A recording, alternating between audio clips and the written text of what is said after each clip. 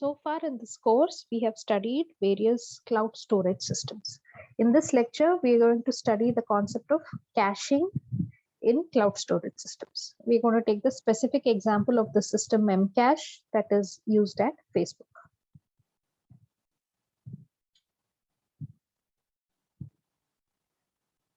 So what is Memcache? So this is a distributed caching system, right? So Facebook starts in this paper, they start with a single host version of a key value store. So Memcached is a popular in-memory key value store that runs on a single host and stores key value pairs in memory. So Facebook starts with this single host version and builds a distributed scalable caching system. So in this lecture and in the paper also, they refer to the single host version as Memcached and the distributed version as Memcache. So their goal is high performance, right? Billions of requests per second from the cache they want to serve. So what is this cache? This cache sits between the front end, like the web servers, and the backend databases, and it is used across many applications. So whatever application data is there in these backend databases, that is temporarily stored in this cache, so that the applications servers don't have to go to the backend all the time, right? So this is the cache. It sits between the application servers and the databases. It caches the data stored in the backend databases in the form of key value stores. And this cache runs across many machines. It is distributed and the data is stored in memory, right? So this is the system that Facebook has built. More details are in this paper. In this lecture, we are going to only cover the high level concepts from this paper. And you are encouraged to read the paper for more details. So let us understand what the system does, right? So Memcache is a demand filled look aside cache. What do these terms mean? This is demand filled, as and when key value pairs, as and when data is used, it gets stored in the cache, and if it is not used, it gets evicted from the cache, right? It only caches a subset of the information from the backend databases that is in demand. And it is a look aside cache. That is, you first check on the cache, check in the cache. If you don't find what you're looking for, you go to the database, right? The cache itself does not fetch anything from the backend database. You have to go to the database separately. So this is only on the side. It is a look aside cache. And it caches queries, the results of queries that are made to backend databases. For example, if suppose an application server or a web server wants to fetch a value corresponding to a certain key, it will first issue a GET request to the cache. If it is found in the cache, well and good, the web server takes its value and is happy.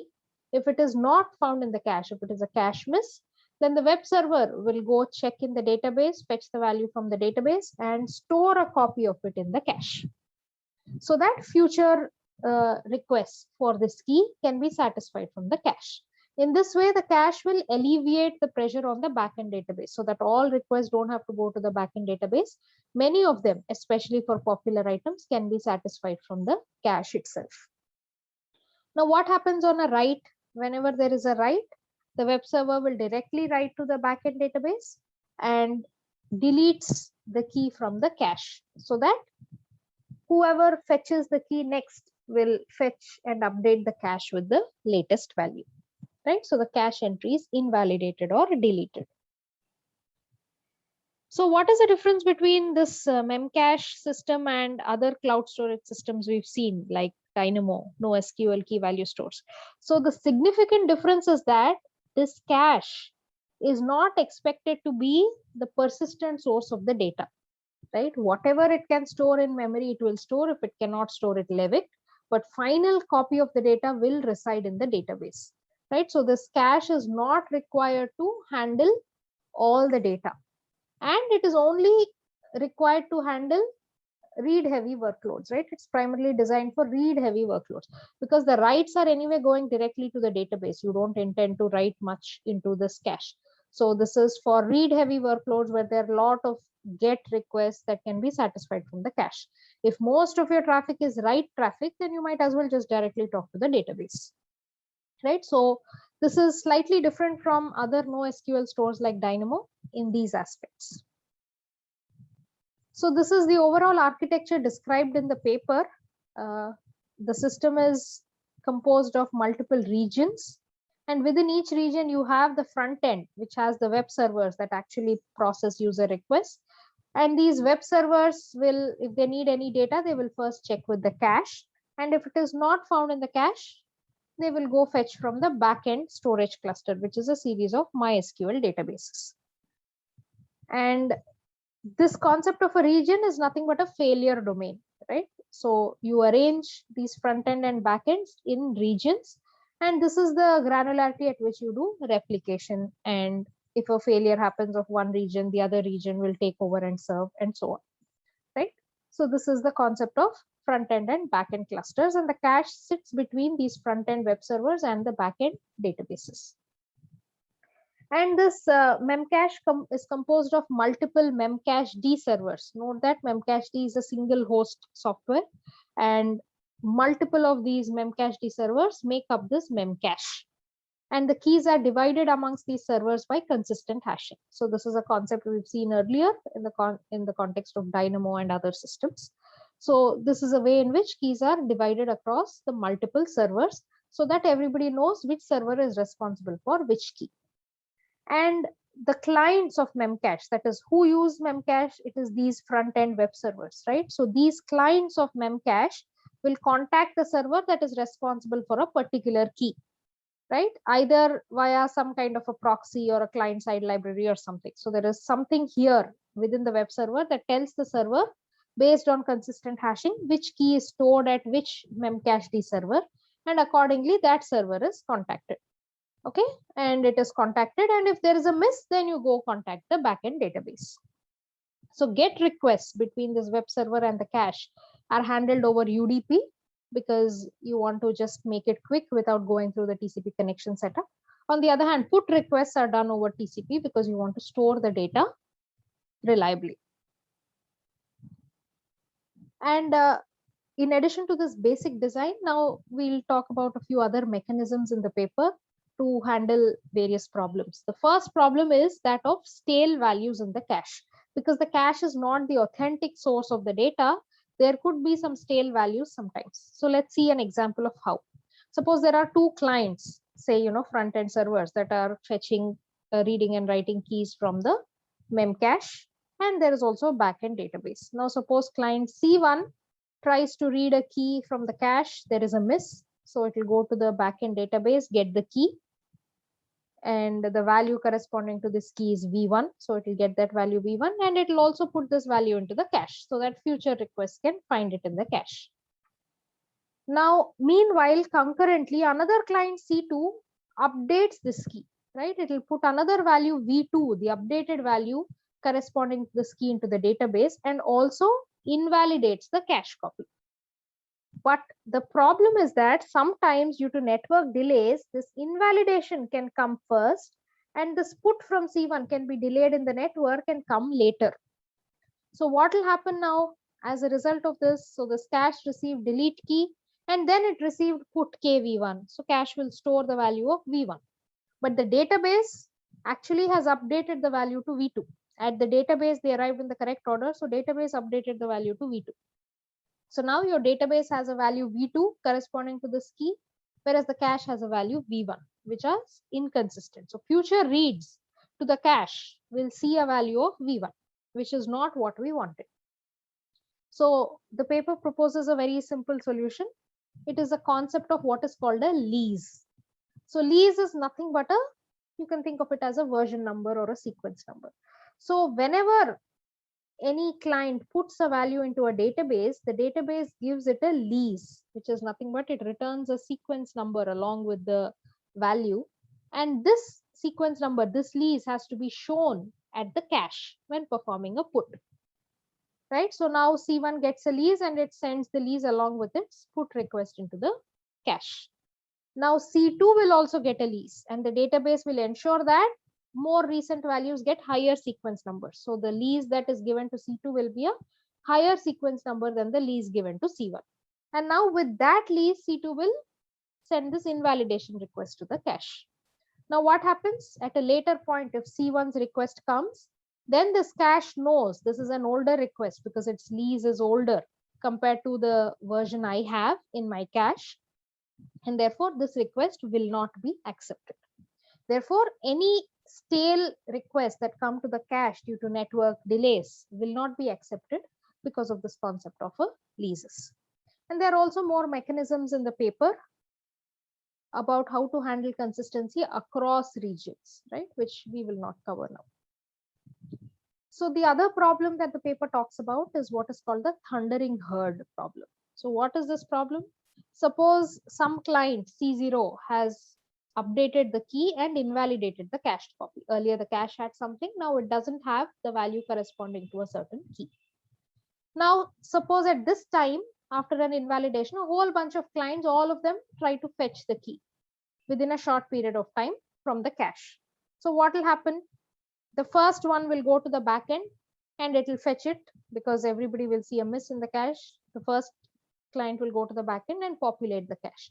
But before it can send the request to populate the cache, all of these things will also keep checking on the cache and they might see a miss. Ideally, what you want only one guy to go to the backend, get it, put it in the cache, and all the future clients read from the cache. You don't want everybody going to the backend at the same time and increase the load on the backend.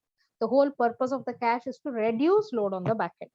But what is happening right after an invalidation? All of these guys, they don't know, they're not coordinated amongst themselves. So while it is enough for one guy to go to the backend and populate the cache, it might end up that everybody may contact the backend before the first write into the cache happens.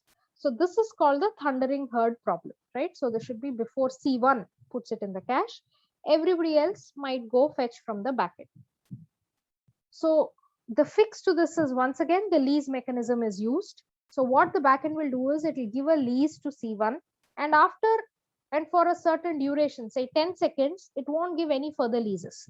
So if right after it gave a lease to C1, if somebody tries to read from the backend will say, please come back later, check later. Why? Because the backend knows that I have just given a lease to C1 and C1 will pretty soon put this value into the cache. So all of these guys can go check in the cache later. So the backend will not serve all of these requests that come a short period of time after a lease is issued. This reduces the load on the backend right after an invalidation. Or of course, the alternative could be, the cache can just return stale values for a short time after an invalidation. So if the application permits it, then all of these C1, C2, Cn can all just get a slightly old value that has been invalidated in the cache, of course, if the application semantics permit it. So basically, we are looking for mechanisms where this entire thundering herd doesn't go and overload the backend database. The whole purpose of the cache is to protect the backend database. So another concept in the paper is that of server pools. So all of these Memcache servers, they're all not homogeneous.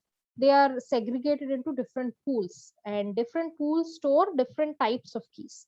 For example, you might have some keys that have a very low churn, very low turnover rate, and they are stable for a long time. Whereas other applications might have keys which are very short life, they're quickly replaced, they're always deleted, always updated. So if all of these are stored together, it might so happen that this application with high churn keys, these keys might replace the more stable keys.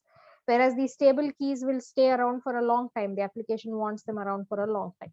So because this is like a limited memory cache, there'll be some policy like LRU replacing the keys. You don't want keys with different characteristics to mix in the cache. Therefore, the solution proposed in the paper is have different pools of servers, right? So different types of keys are stored in different pools of servers so that one application does not negatively impact another application. So another concept of a pool is what is called the gutter pool in the paper. So what is this concept? So what happens when a server fails? If suppose there's a failure of a server, if it's a permanent failure, then you might have to remap the keys. You have to take the keys assigned to that server, give them to other servers. Like in the consistent hashing ring, that server will go away and its keys will get remapped to another server. But this is not an ideal scenario, because the new server can get overloaded, especially if it happens to receive a new key. And especially if it's a temporary failure, doing all of this remapping is a bit wasteful. So for transient failures, what this paper says is, instead of remapping the keys to another server, just use a temporary pool of servers called the gutter pool, right? So this is like a scratch space. So what this gutter pool does is, any server that crashes in a transient manner, all of its load will be handled by the servers in the gutter pool, right? If a client finds that according to consistent hashing, whichever server it has to contact, that server has failed, it will first check in the gutter pool. It will get the key value pair from the database and put it in the gutter pool, and other clients will also check the gutter pool when they discover a server failure. Only when the server has permanently failed will this remapping happen, and the client side mappings will get updated. Until then, everyone will just temporarily use the gutter pool for transient failures.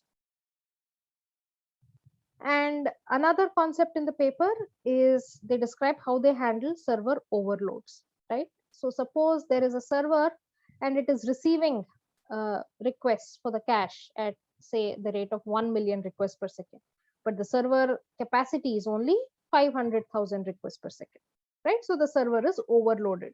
So what do? In such cases, one solution is to split the key space, right? Maybe the server is handling too many keys, add another server to the consistent hashing ring and give it a few more keys. This works in some cases, but sometimes this doesn't work. Why? In cases where there are what are called multi-get. Suppose client fetches 100 keys together, right? So this is a common pattern. You might want to fetch a lot of information about a particular web page to display it. So if you're fetching 100 keys together, there are 1 million multi-get requests. Now, if you split the keys among two servers, what will happen? Each of the two servers will still see 1 million requests per second, but only for 50 keys each, right? So in some sense, the number of requests per second at the server stays the same. And whether it is serving 100 keys or 50 keys, the server has to process the packet, send a reply, all the overheads are there, and it will more or less be the same, right? Whether it is returning 100 keys or 50 keys. Therefore, in the case of the traffic consisting of a lot of multi-get, the actual number of requests to the servers may not go down even if you split the key space. Because while each get request might have fewer keys, the total number of requests will still remain more or less the same. So how do you avoid it? This paper says in such cases, splitting is not the right solution. Instead, we should do replication. So the same key value database that is there at one server, replicate it across two different servers and split the traffic so that each server gets 500,000 requests per second for the 100 keys, right? You're not splitting the keys. Both servers have the same set of keys and they can each serve half the traffic, right? So replication is better than splitting key space when lots of keys are requested together in a multi-get operation. So this paper says these two techniques of splitting key space versus replication should be used based on whichever is more suitable. So in addition to all of these distributed systems concepts, the paper also optimizes a single memcached server also, right? So they start with a single server with a fixed size hash table. Then they change the hash table to automatically expand, because if your hash table gets overcrowded, then the lookup times may go up to order n. So to avoid that, they automatically expand the hash table and they make the server multi-threaded. They change the locking to be fine-grained and make it multi-threaded so that each thread can face lesser contention. And also each thread listens on a separate port, right? So all threads are not locking the same UDP port and reading requests. Each thread has a separate UDP port so that they can access it in a lock-free manner. Then to avoid dynamic memory overhead, right? So these servers don't do malloc all the time. So you want to avoid dynamic memory overhead. So they use slab allocators. You would have studied this in a operating systems course, where slab allocators are a way to avoid memory in fixed size chunks. When you know the size, you can use slab allocators, which will work better than your general purpose malloc. So they use different slab sizes to match the workload. And another optimization is to proactively evict short-lived keys. If you have a key that is going to expire soon, just evict it proactively instead of waiting for them to expire or be evicted by LRU. So you can store them in a separate cache. So all of this will just help keep your database lighter. So in summary, this paper, the Memcache paper from Facebook, describes how to build a caching layer using a single server software. Using the Memcached server software, they scale it into a distributed caching layer that sits between the web servers and the backend storage clusters and handles most of the read traffic from the backend databases so that the backend databases are not overloaded. And the paper introduces several interesting mechanisms. They build upon existing components, but they add a lot of mechanisms to solve this particular problem. And as always in these cloud storage systems, they go for better, stronger performance and better scalability instead of stronger guarantees in terms of consistency and so on.